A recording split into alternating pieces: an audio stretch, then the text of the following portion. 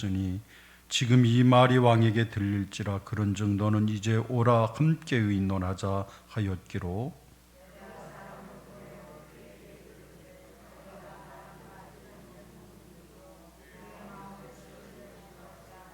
우리다 같이 이는 그들이 다 우리를 두렵게 하고자 하여 말하기를 그들의 손이 피곤하여 역사를 중지하고 이루지 못하리라 함이라. 이제 내 손을 힘있게 하옵소서 하였노라. 아멘. 아멘. 기도하겠습니다. 우리의 연약함을 들어 주의 도구로 사용하실 때 하나님의 영광이 나타남을 믿습니다. 이 시간도 연약하고 부족한 종이 말씀을 증거하며 또 세상에서 찢기고 상한 마음으로 주님을 떠나 있던 사랑하는 주의 백성들이 주의 말씀을 들을 때 합력해서 선을 이루시는 하나님의 능력이 우리 안에 풍성히 머물러 주시옵소서. 우리를 깨우쳐 주옵소서. 이 시대를 살아갈 지혜를 주옵소서. 오늘 우리가 영적인 승리자가 되는 아름다운 은혜가 있게 하옵소서. 예수님 이름으로 기도하옵나이다. 아멘. 아멘.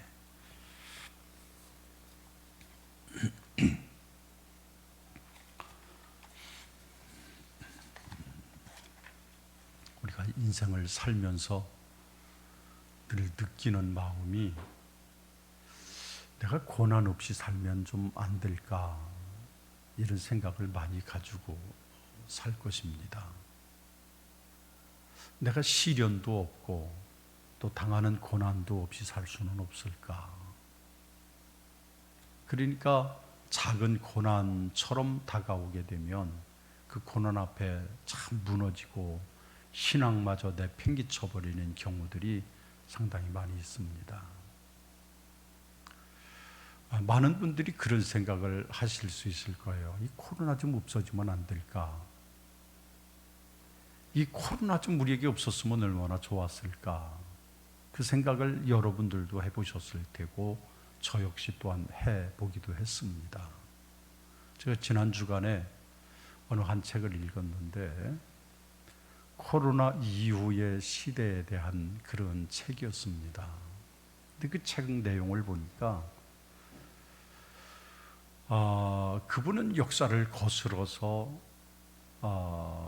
그 옛날 그 흑사병이 유행했던 그 패스트병이 유행했던 시대를 거슬러 올라가면서 인간에게 이렇게 비참한 이 패스트병이 유행하게 된 것들에 대해서 이야기를 하는데요. 여러분, 그 패스트병이 그 당시에 세계 인구의 3분의 2를 죽였다고 그랬습니다. 어마어마했던 거죠. 도대체가 왜 이런 고난이 왜 왔을까? 왜 이런 상황이 인간에게 왔을까? 그런데 그 저자는 그 얘기를 해요. 이 패스트가 인류를 3분의 2를 죽이는 엄청난 질병이었지만 이 패스트 이후에 일어나는 상황에 대해서는 상상할 수 없었던 일들이 벌어지게 됐었다는 것이죠. 그 결과의 한 예를 얘기를 하는데 그 당시에 중세 교회, 즉 로만 캐톨릭이죠. 천주교회에는 항상 미사 전에 신부와 더불어서 이 고해성사를 하게 되잖아요. 그 고해성사를 하면서 이 칸막이 하나를 두고 서로 간에 대화를 나누다 보니까 다 이 사제들이 패스트병에 걸려서 흑사병에 걸려서 사제들이 다 죽은 거예요. 그런데 그 고해성사가 주임 신부만 할 수 있는 권한이 있었는데 주임 신부들이 이거를 하다가 다 죽은 거예요. 그래서 로마 교황청에서 안을 내놓기를 아무 누구든지 신부라면 사제라고 하면 이 고해성사를 할 수 있도록 허용을 했던 겁니다. 그리고 사제들이 너무 없어서 곳곳마다 다 죽고 없어서 그때 막 사제들을 긴급하게 모집을 하고 누구든지 사제가 될 수 있는 길을 열어놓고 이렇게 하다 보니까 자격이 미달된 사제들이 하나하나 몰려오기를 시작한 거예요. 그러다 보니까 아무나 할 수 있는 고해 성사를 통해서 그 비밀을 알게 되고 개인의 생활을 파악하게 되고, 그러다 보니까 돈을 요구하기도 하고 대가를 요구하기도 하고, 내가 당신을 위해서 기도해 줄 테니 당신은 나에게 무슨 대가를 주겠느냐 요구하기도 하고, 종교가 전반적으로 썩게 된 거예요. 부패하게 된 것이죠. 이렇게 교회들이 부패하기 시작하다 보니까 어떤 현상이 일어나는가 하면, 교회 전체가 부패가 돼서 이제는 면죄부를 팔기도 합니다. 마치 죽은 사람이 애통하게, 죽은 사람으로 인해 애통하게 될 때 가족에게 이 사람이 천국 가기 위해서 이 면죄부를 당신들이 돈을 주고 살면 이 죽은 사람이 낙원에 있는 그쪽으로 옮겨질 수 있다고 연옥소를 주장하기도 시작을 했지요. 그러다 보니까 중세의 기독교가 전체가 부패가 되고 세속화돼서 교회가 망해지게 되는 거예요. 그 결과 어떤 일이 일어났습니까? 루터라든지 또 쯔빙길이라든지 이런 종교 개혁자들을 통해서 결국은 교회가 개혁이 되고 새로운 교회가 생겨나게 되고, 그래서 이 땅의 교회들이 새로운 자리매김을 하게 되는 결과를 가져왔다. 그래서 곧 페스트라고 하는 이 흑사병이라고 하는 병이 인류에 엄청난 변화를 주면서 우리에게 유익을 주게 됐다, 이렇게 분석을 하는 거예요. 그러면서 오늘 코로나도, 오늘 우리가 없었으면 바라고 있는 코로나도 어쩌면 우리 사회에 일대 변화를 가져올 것이고, 특별히 이 교회에 엄청난, 하나님의 엄청난 회오리반 같은 그런 변화가 있을 것이다, 이렇게 예견을 하면 책을 제가 다는 못 봤는데 일부를 보았어요. 참 거기에 많은 공감이 들었습니다. 우리는 고난이 없었으면 좋겠다. 이 고난이 우리에게, 나에게는 전혀 없었으면 좋겠고, 이 시련이 나에게는 없이 평탄했으면 좋겠다 생각을 하고 있지만, 그러나 인생에 있어서 고난이 꼭 나쁜 것만은 아니다라고 하는 것을 가르쳐주고 있습니다.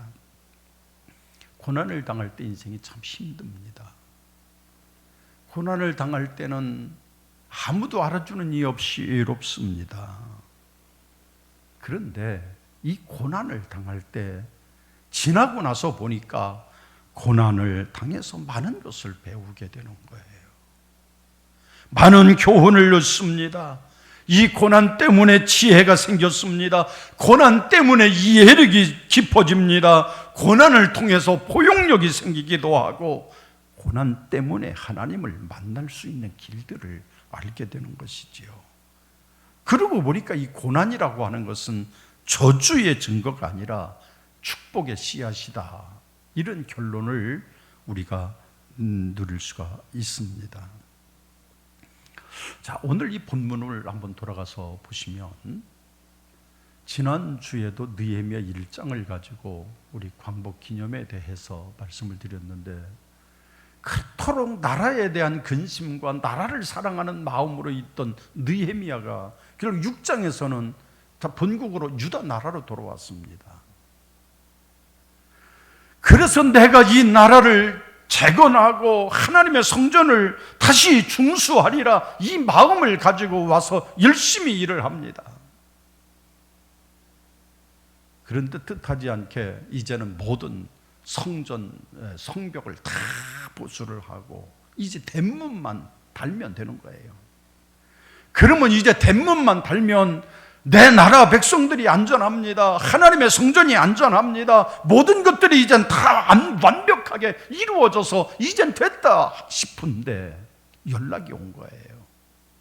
오늘 성경을 보니까 그때 연락이 오지 않습니까? 누가 연락을 합니까? 산발랏이라고 하는 사람과 도비야라고 하는 사람과 아라비아 사람 게셈과 그 나머지 원수들이 연락을 해왔어요. 만나자는 거예요.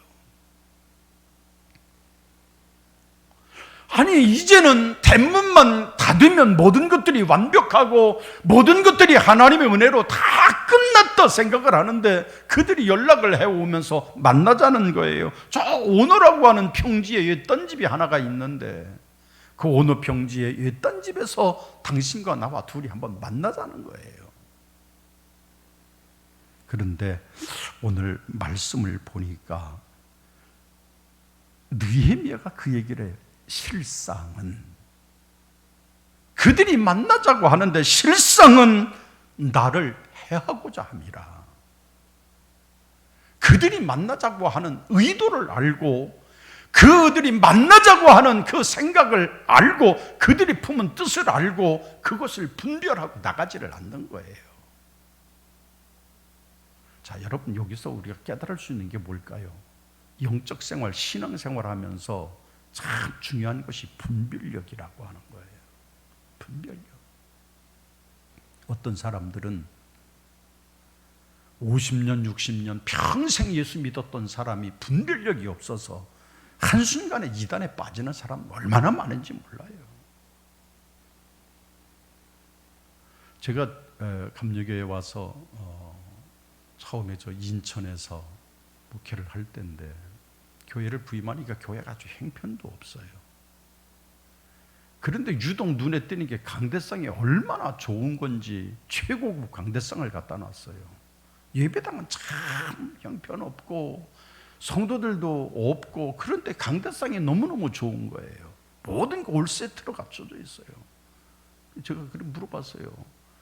아니 다른 거는 다 그만 다 시원찮은데 어떻게 이렇게 강대상이 좋습니까? 했더니 아이 전사님 그 얘기도 하지 마십시오 그래요.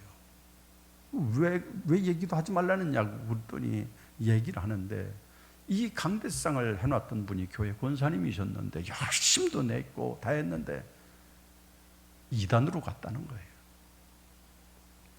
그래서 이거 때려 치울 수도 없고 그냥 쓰기는 찝찝하고 강대상만 쳐다보면 그 권사님 생각이 나고 아주 안 좋아서 아주 그 얘기도 안 꺼냅니다. 그래요.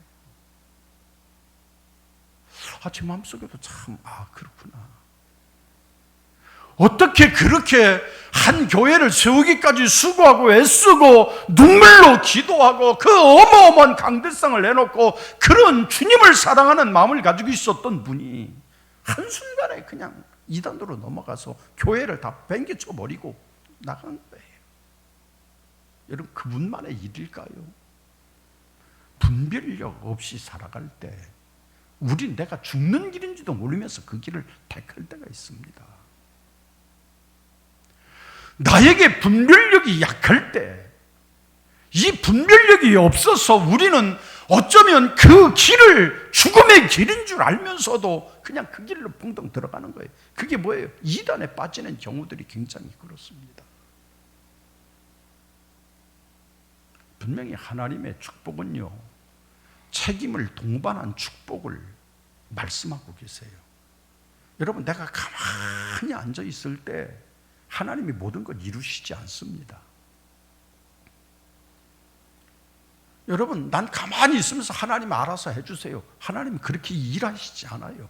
하나님이 하시는 방법은 반드시 사람을 통해서요. 내가 기도하게 하시든지, 내가 수고하게 하시든지, 내가 일하게 하시든지, 그래서 하나님은 그 일을 통해서 하나님의 축복을 발견하게 하고 하나님의 나라를 깨닫게 되고 하나님의 은혜를 알게 하시지 그냥 가만히 두루누 있어서 되는 거 아니에요. 마치 저 사과가 먹고 싶으면 사과나무에 가서 사과를 따라는 거예요. 그리고 그것으로 양식을 하라는 것이죠. 가만히 사과나무 아래서 주여 저거 떨어지게 해주십시오. 나는 아무것도 안 할 테니 떨어지게 해주십시오. 입을 딱 벌리고 그렇다고 사과 떨어지는 게 아니잖아요. 그래서 하나님은 때때로 사람을 통해서 역사하십니다. 사람을 통해서. 반드시 사람을 통해서. 그래서 하나님이 하시는 방법은 사람에게 축복을 하시되 그를 통해서 그에게 책임을 깨닫게 하시고 그의 모든 것들을 하나님께서 일하게 하심으로 하신단 말이에요. 그런데 대부분 이단들은 그렇지가 않아요. 너 가만히 있어. 너 아무것도 안 해도 돼. 너 책임지지 않아. 너 사명 없어도 돼. 여기만 오면, 우리 진리만 가지면 무엇이든지 할 수 있어. 이런 말로 가모니설로 사람을 유혹합니다. 한순간 빠져버리는 거예요. 그러니까 우리가 몇 년을 예수 믿었느냐, 그것을 자랑할 게 아니에요. 내가 분별력을 가지고 사느냐, 내가 분별력 없이 살아가느냐, 여기에 키포인트가 있는 겁니다. 참 중요해요. 오늘 분별력이라고 하는 것이 얼마나 무서운지 모릅니다. 때때로는 우리의 허약한 마음을 틈타서 마귀가 우리 마음을 유혹하게 합니다. 허전하게 만듭니다. 우리 마음을 불안하게 만듭니다. 우리 마음이 조급하게 만듭니다. 초조하게 만듭니다. 그래서 잘못된 판단을 하게 만들어요. 그러니까 내 과거의 일을 뒤돌아보면서 내가 왜 어디서부터 잘못됐는가, 과거의 길을 뒤돌아보니까 그때 잘못된 거예요. 분별하지 못해서 생겨난 일들이 굉장히 많습니다. 교회 생활도 마찬가지예요. 여러분, 교회 생활하실 때 분별력이 없으면 굉장히 신앙생활할 때 어렵습니다. 그러니까 신앙생활하면서 분별력이 없을 때, 교회 생활을 하면서도 분별력이 없을 때 우왕좌왕하게 돼요. 이리 갔다 저리 갔다, 이렇게 했다 저렇게 했다. 그러니까 신앙생활이 엉망이에요. 분별력이 없어서 그래요. 하나님이 내게 주신 탤런트도 마찬가지, 그래서 은사도 그렇습니다. 분별력이 없으면 곧 소멸될 뿐이고, 이 분별력을 가지고 하나님의 영광을 위해서 쓰이지를 못해요. 그게 분별력이 있어야 돼요. 오늘 산발랏과 그리고 오늘 말씀해 보면 게셈 사람이 그에게 말합니다. 만나자, 우리 만나서 얘기하자. 제가 볼 땐 특별히 느헤미야가 와서 저렇게 하고 있는데 만나자라고 하는 이유에 어쩌면 그럴 수도 있을 거예요. 내가 대단한 사람이니까, 내가 저 바사지국에서 와서 대단한 사람이니까 나를 만나자고 하는구나, 덜렁덜렁 나갈 수도 있었을 거예요. 그러나 느헤미야 나가지 않아요. 분별해. 저 사람들이 나를 해칠 사람이구나 아는 거예요.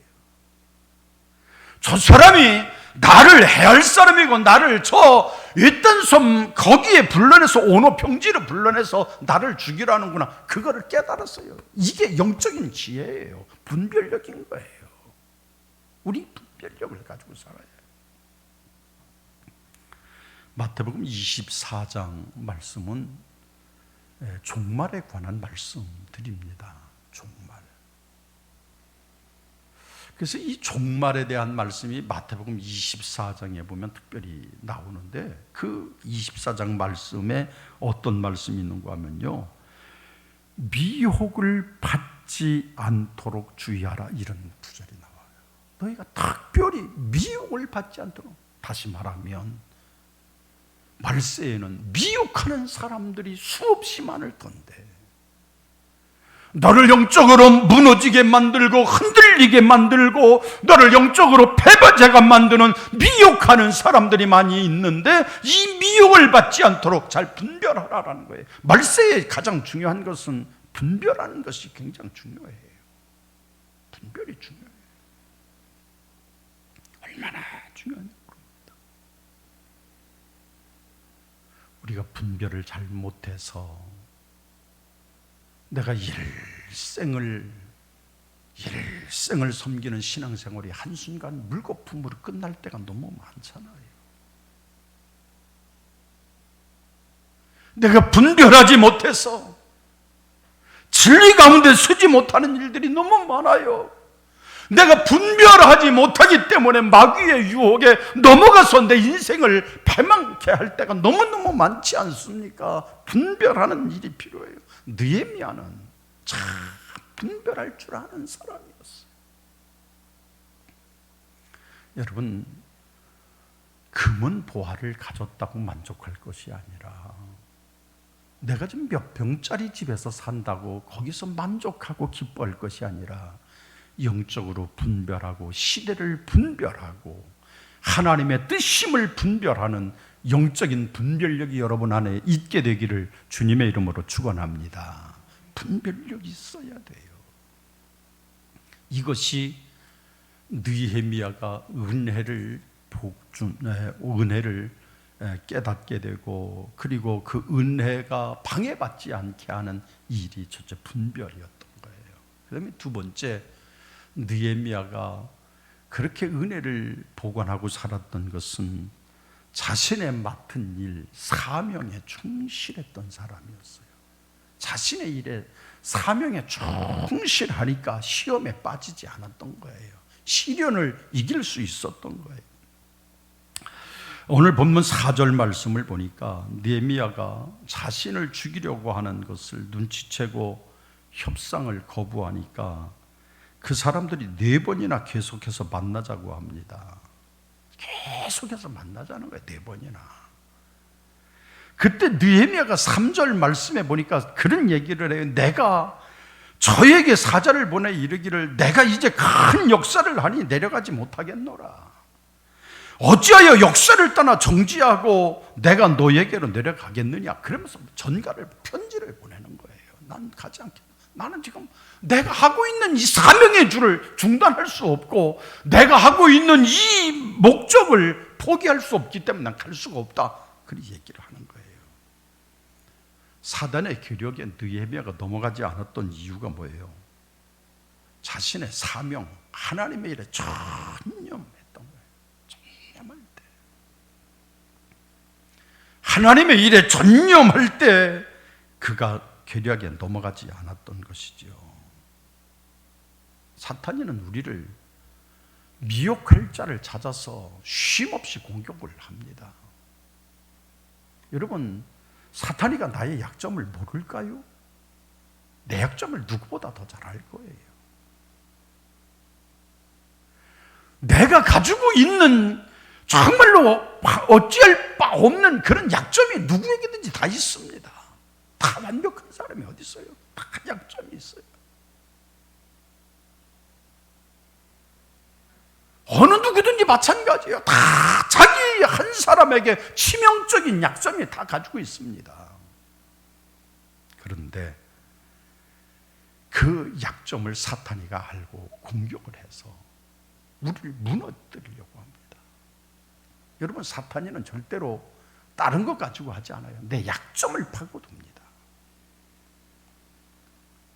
내가 안고 있는 치명적 약점을 이용을 해서 나를 넘어지게 만듭니다. 나를 꼼짝 못하게 만듭니다. 나를 좌절하게 만듭니다. 나를 결국은 실망하게 만들고 실패하게 만드는 거지요. 이게 사탄의 계략이에요. 그런데 느헤미야는 이런 사탄의 계략 앞에서 나는 오직 한 가지 목표, 하나님의 영광을 위해서, 하나님의 일을 위해서 나는 최선을 다하겠다. 목표에 매진할 때 그는 그 약점을 공격하는 사탄의 모든 유혹을 이기고 나갈 수가 있었던 것이죠. 오늘 여러분, 우리가 선한 목표에 전력을 다하고 하나님의 일을 크게 보는 자에게 하나님은 크게 역사하시는 겁니다. 이게 하나님이 하시는 방법이죠. 그래서 신앙생활 하면서도 항상 우리는 목표를 향해서 나가야 돼요. 내가 하나님의 영광을 위해서 살리라. 저는 그 장로교회에 소요리 문답이라고 하는 것이 있어요. 늘 제가 말씀을 드리잖아요. 그 장로교회 소요리 문답집에 보면 제 1문에 뭐냐면 사람이 사는 목적이 무엇입니까? 나와요. 그 소요리 문답 제 1문이에요. 사람이 사는 목적이 무엇입니까? 이거를 제일 먼저 물어요. 저는 참 장로교회가 가지고 있는 좋은 것 같은데 그거가 일생을 장로교인들을 지탱하게 만드는 힘이 될 수 있다, 이렇게 생각이 들어요. 그 일문에 사람이 사는 목적이냐 물을 때 내가 사는 목적은 하나님의 영광을 위해 산다. 목적이 분명해지는 거예요. 하나님의 영광을 위해서.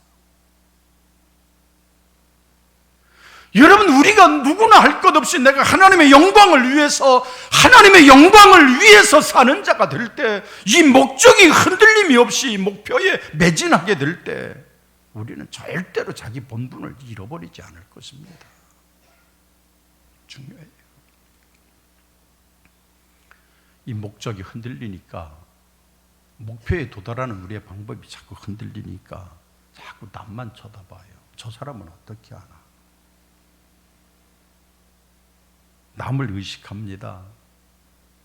다른 사람의 눈치를 봅니다. 다른 사람 신경을 쓰고 살아요. 그러니까 다 비교의식을 가지고 살아요. 여러분, 신앙생활하면서 맡은 일에 충실하다 보면 내 사명을 가지고 오직 그 하나님이 내 가는 길을 아시나는 이 믿음을 가지고 나가면 다른 사람 눈치 볼 일이 뭐가 있겠어요? 사람 눈치 보고 또 비교하고 여기저기 기웃거리고 유행 따라 바람 따라 같이 흔들려가고, 우리는 초점을 잃어버리지 말고 오직, 난 바울이 말하는 그 말이 너무 좋아요. 내 가는 길을 그가 아시나니, 내 가는 길을 그가 아시나니. 바울은 자신이 걸어가는 그 길의 목적을 압니다.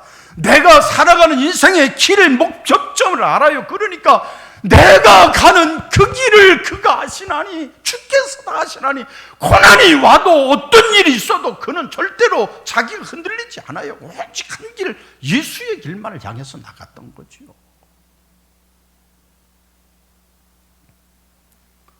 우리는 우리의 맡은 사명에 최선을 다해야 됩니다. 대충 하면 안 돼요. 대충 살아서는 안 됩니다.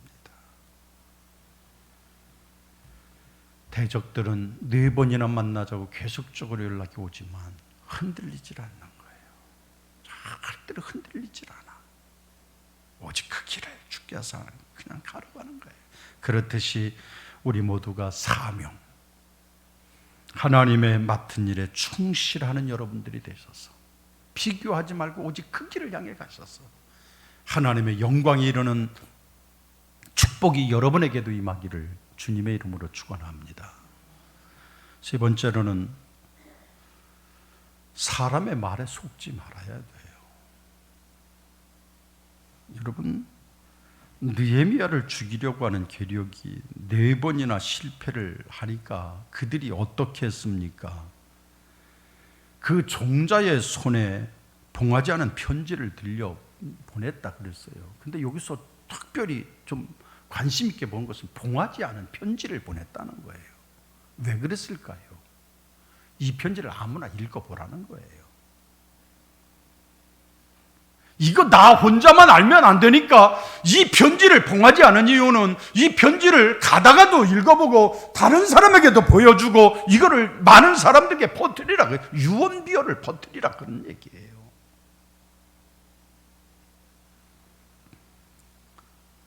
산발랏은 봉하지 않은 편지를 보냈습니다. 자기들의 치밀한 계획이 안 통하니까 이제 결국 느헤미야가 자기 황제를 모반하고 그리고 자기가 유다 왕이 되려고 성을 건축하고 있다고 하는 헛소문을 막 퍼뜨리는 거예요. 다 그렇게 퍼뜨렸어요. 여러분, 사람의 입이 얼마나 무서운지 모릅니다. 우리 신앙생활할 때, 내가 시련을 만날 때, 내가 고통을 당할 때 대부분 보면 입 때문이에요. 입 때문에. 내가 실패하는 이유가 거의 입 때문에 그렇습니다. 입 때문에 그래요. 한번 뱉으면 수수담을 수 없는 이 입의 문제가 우리 신앙생활에 얼마나 타격을 주는지 몰라요. 항상 제가 참 우리 한국 기독교 역사에서 참 존경하고 관심을 많이 갖고 계시는 그런 분이 이용도 목사라고 하시는 분이 계세요. 우리 한국 기독교의 산증인이시죠. 그 이용도 목사님이 계시는데, 그 이용도 목사님이 이른 나이에 그가 참 일찍 세상을 떴어요. 주님처럼 33살의 나이에 그가 병이 들어서 죽게 됐죠. 그런데 이 33년 동안 살면서 그가 남긴 업적이 굉장히 대단해서, 그래서 한국교회에서는 그를 이단으로 정죄를 하기도 했고 했지만 나중에 우리 감리교에서 다시 복권을 하고, 그래서 그분의 영성에 대해서 깊은 관심을 가지고 보고 있는데요. 그 이용도 목사님 자신의 호를 시무언 이렇게 했습니다. 시무언이라고 말했어요. 내가 눈으로 보아도 입으로 말하지 않으리라. 내가 눈으로는 보아도 입으로는 말하지 않으리라. 시무언. 자신의 호를 그렇게 스스로 만들고 자신은 그렇게 했어요. 그런데 자꾸 입이 먼저 나오려고 그러는 거예요. 하루는 너무 입이 빠른 자신을 바라보면서 우물가에서 왜 나는 이것밖에 안 되나 탄식을 하고 있는데, 그 우물가에 요만한 조약들이 쫙 있는 거예요. 그래서 그거를 몇 개를 딱 그리고 골라서 그거를 주머니에 넣고 하루에 하나씩 묵니다. 내가 이 돌이 나도 모르는 사이에 입이 벌려 빠져나가면 내가 그날 내가 먹지 않으리라. 이 각오를 가지고 항상 입에는 자갈돌 하나를 물고 내가 눈으로 보아도 말하지 않으리라. 이 각오를 가지고 자신의 영성을 지켰던 분이 이용도 목사님이라는 분이에요. 참 대단하죠. 제가 대학원 다니면서 졸업 논문을 쓸 상황이 됐을 때 제가 이용도 목사님에 대해서 논문을 좀 써봐야 되겠다 해서 많은 재료들을 모아보는데 그 얘기예요. 얼마나 그 영성이 깊은지, 그가 정말로 주님을 바라보면서 얼마나 영성이 깊은지, 그가 영성을 해야 하는 것 가운데 가장 큰 적이 자신의 입이라고 하는 것을 늘 깨닫게 된 거예요. 입이 문제가 된 거예요. 산발랏은 그렇게 유언보를 퍼뜨려요. 쓸데없는 말을 퍼뜨리면서 느헤미야를 곤공에 물어넣습니다. 근데 오늘 우리들은 그 말을 너무 쉽게 듣는 거예요. 그랬대. 그러면서 귀가 그냥 벌렁벌렁 해가지고 듣고, 여기서 또 그랬대. 또 그 말을 듣고. 그러니까 영성이 더 이상 깊어지지를 못하는 거예요. 여러분, 우리 인생은 이 말의 지배를 받습니다. 말의 지배를 받아요. 그래서 다른 사람의 말 쓸데없는 말에 자꾸 동조하고 그 말을 듣다 보면 나 자신도 모르게 똑같아져 버리는 거예요. 여러분, 부부가 왜 닮는 줄 아세요?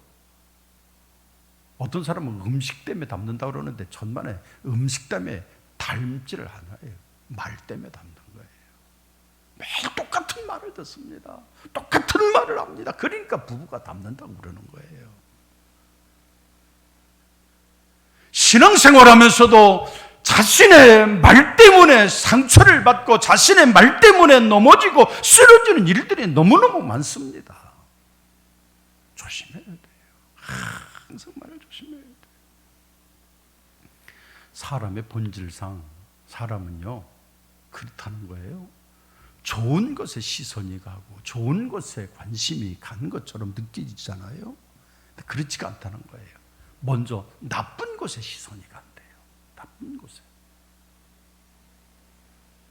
그리고 사람의 시선이 보면 나쁜 말에 귀가 더 쏠린다는 거예요. 좋은 말은 아무리 들어도 또 흘리고 그런다는 거예요. 그런 나쁜 말에 자신의 시선이 거기가 딱 고정된다는 거예요. 그래서 눈과 자신의 모든 입과 모든 귀가 다 나쁜 것에 먼저. 여러분들도 한번 보시면 아실 거예요. 어디를 갔다 왔는데 기억나는 것을 생각해 보면 나쁘고 보지 말아야 될 것 거기에 먼저 시선이 끌리게 돼요. 그러니까 내가 노력하지 않으면 안 되는 거예요. 그래서 우리는 항상 행복을 원하면 말부터 바꿔야 된다고 말하잖아요. 감사합니다. 고맙습니다. 참 좋습니다. 그래서 그 행복이라고 하는 것이 내 마음에서 나오고 내 입으로 만들어내는 것이지 있는 것 그대로가 행복이 아니라고 말하는 거예요. 이게 행복인 거예요. 그저 언제든지 그저 미안합니다, 그저 고맙습니다, 그저 감사합니다, 그래서 이 말만 하면, 이 말만 잘해도 이게 참 복이 되는 거예요. 복이 되는 거예요. 근데 우리는 아이들 보세요. 아이들 보시면 어때요? 처음에 욕부터 배워요. 욕부터 배워요. 제 친구 목사 하나가 그래요. 그 아들이 첫 아이가 아들이었는데 그 아이가 집에 와서 혼자 와서 이렇게 벽을 쳐다보고 돌로 앉아서 시부랄로마 자꾸 그러더래요. 가만히 보니까 욕을 하는 거예요. 그래서 야, 너 뭐 하냐 그랬더니 아니에요. 그때 말을 이제 막 배울 때인데 돌로 앉아서 시부랄로마 그리고 욕을 하고 있더라고요. 욕을 하고 있더라고요. 그래서 야, 좋은 말을 배우기보다는 나쁜 말부터 배우고 나쁜 것부터 보고, 이게 사람의 본성이라는 거예요. 우리는 스스로가 사람의 말 듣는 거 팔랑귀가 돼서는 안 돼요. 어떤 분들은 하나님의 말씀은 죽으라고 안 들었는데 사람의 말은 얼마나 잘 듣는지 아주 이 팔랑귀가 돼가지고 팔랑팔랑 다 들어요. 하나님 말씀보다 더 잘 들어요.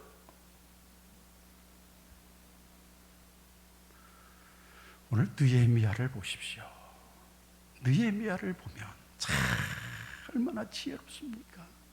그들이 그렇게 말하고 다닐지라도, 그들이 그렇게 유언비어를 흘리고 다닐지라도 전혀 유동치 않고 오직 하나님을 향한 그 열정이 불타오르는 느헤미야를 보면서 여러분들도 사람의 말에 속지 않고 오직 하나님만 바라보고 사는 믿음이 있기를 주님의 이름으로 축원합니다. 마지막 말씀을 보면 오늘 9절 말씀인데요. 9절 말씀에 오늘 그렇게 얘기를 합니다.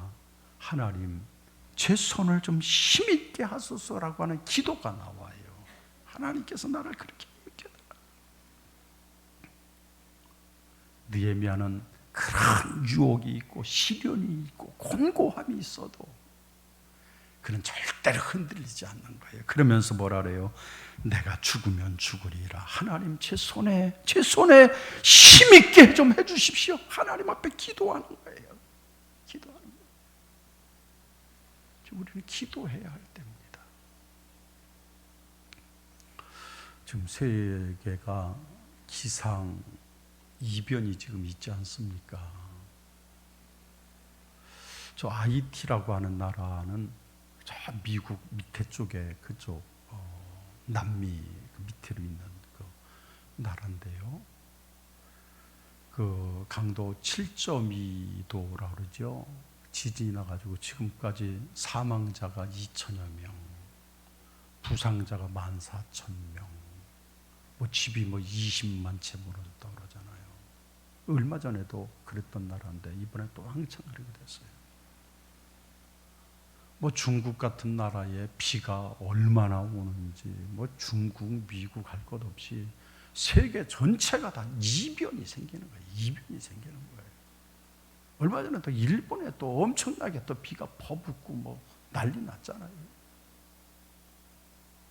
그게 중국의 구름하고 일본의 구름이 지금 우리 한반도로 온다고 그래서 잔뜩 긴장을 하고 있어요. 이게 세계 기상 이변인데 저는 이럴 때 생각을 해요. 우리나라는 또 코로나 때문에 다른 온 세계가 다 코로나 때문에 이럴 때 기도하라는 거구나. 하나님이 기도하라고 하시는구나. 기도밖에 못 있어요. 사탄이는 우리를 기도하지 못하게 하지만 우리는 기도해야 한다. 이 믿음을 갖고 기도해야 됩니다. 1990년대예요. 가을인데 그 서울에서 사이판으로 가는 비행기가 수시로 하는데 그 비행기에 탄 사람들 대부분이 신혼부부들이 타고 신혼여행을 갑니다. 사이판으로. 근데 한 번은 그 비행기를 몰고 가는데 그 기장이 신현덕 장로님이라고 하시는 분이 그분 간증해 보면 그분이 기장이 돼서 비행기를 끌고 가는데 아무 이상 없이 비행기가 잘 날아갔습니다. 근데 사이판 가까이 왔는데 이 비행기가 가까이, 공항 가까이 오면 다리가 내려와야 되잖아요. 바퀴가 내려와야 이 비행기가 착륙을 할 거 아닙니까? 그래서 다리를 피는데 다리가 안 나오는 거예요. 처음엔 뭐 잘못했나? 보니까 마찬가지인 거예요. 계속해서 마찬가지예요. 기장과 부기장이 진땀이 흐릅니다. 땀이 흐릅니다. 큰일 났다. 이거 어떻게 해야 돼요? 그리고서 만약에 다리가 이거 바퀴가 안 나오게 되면 결국은 어떻게 해야 되겠어요? 동체 착륙체 하든지 아니면 바다에 내리든지, 그러면 그 가운데서 몇 사람이 죽을지, 또 비행기가 어떻게 폭발은 안 일어날지 장담할 수가 없잖아요. 그래서 거기서 기도를 한 거예요. 하나님, 정말로 여기서 비행기 사고가 나면 저 신현덕이라고 한 저 사람, 저 장로고 저 예수에 미친 사람인데 저거가 비행기 몰아서 이렇게 됐다고 이야기하지 않겠습니까? 하나님 영광 가리지 않겠습니까? 막 기도를 했어요. 그래서 그때 그가 도무지 몇 번을 해도 안 되고, 그래서 이 성경 말씀이 확 말씀을 붙들고 기도를 하는데 도무지 안 되겠어서 그 부기장에게 조종관을 맡겨놓고 당신 해보라고, 계속 해보라고, 나는 기도해야 되겠다고. 그러고서 놓고서 그 조종실에 앉아서 기도를 한 거야. 하나님, 간절히 기도. 하나님, 당신 영광 가리지 않게 해주세요.